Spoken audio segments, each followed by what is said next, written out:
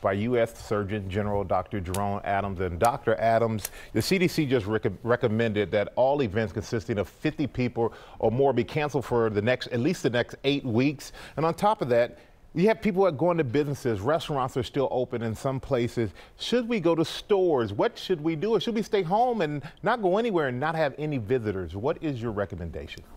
Well, great questions. And first of all, I want to say thank you for that story on Donovan Mitchell, because it's important for people to understand that when we look at the South Korea data, 96% of people who actually had flu symptoms tested negative for COVID. So again, for most people, you're still going to be at low risk for getting it. And if you do get it, the South Korea data says 99% of people fully recovered. And so we want people to keep things in context, but we also want people to understand that, look, our numbers are where Italy's were about 2 weeks ago. Now's the time to really lean into mitigation strategies, social distancing, making sure you're washing your hands frequently.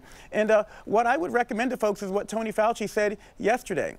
Now is the time for us all to understand that we all have a role to play. Even if you are at low risk, you don't want to be the one to take coronavirus to your grandmother, to your pop, and cause them to end up getting what could be a fatal illness because they are at highest risk. And so we want people to lean into supporting local businesses in a way that allows social distancing. You saw in California, more people are encouraging carry-out instead of going to restaurants. And as you mentioned, the CDC has said that we shouldn't have any large gatherings over 50 people for the next 8 weeks. And you're a member of the Presidential Task Force, and we've been hearing the first vaccine is being tested on and that a new drug is being used in severely ill patients. So what can you tell us about that? Well, those are pharmaceutical interventions. We don't expect the vaccine to be ready to roll out for at least a year. Important for people to know that a vaccine, if it's developed, will help us for the next round of coronavirus. The first round really is going to hinge on us leaning into hand washing and social distancing.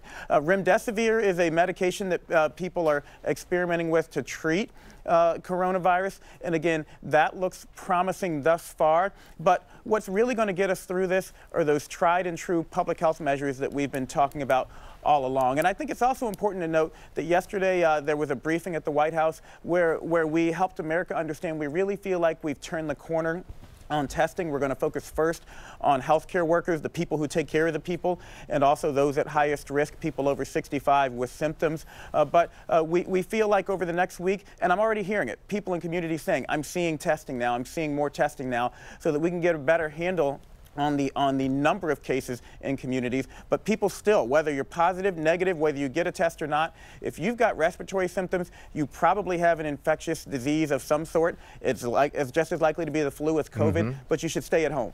So the thing we can do, social distancing and washing your hands. Dr. Adams, thank you so much for the helpful information. We appreciate your time. Thank you. George? So wonderful to have him. Yeah, it's great. As he did last week as well. I love how he said pop, pop. Pop, pop, pop. Yeah, I haven't heard that in a while. I know, it's been a while.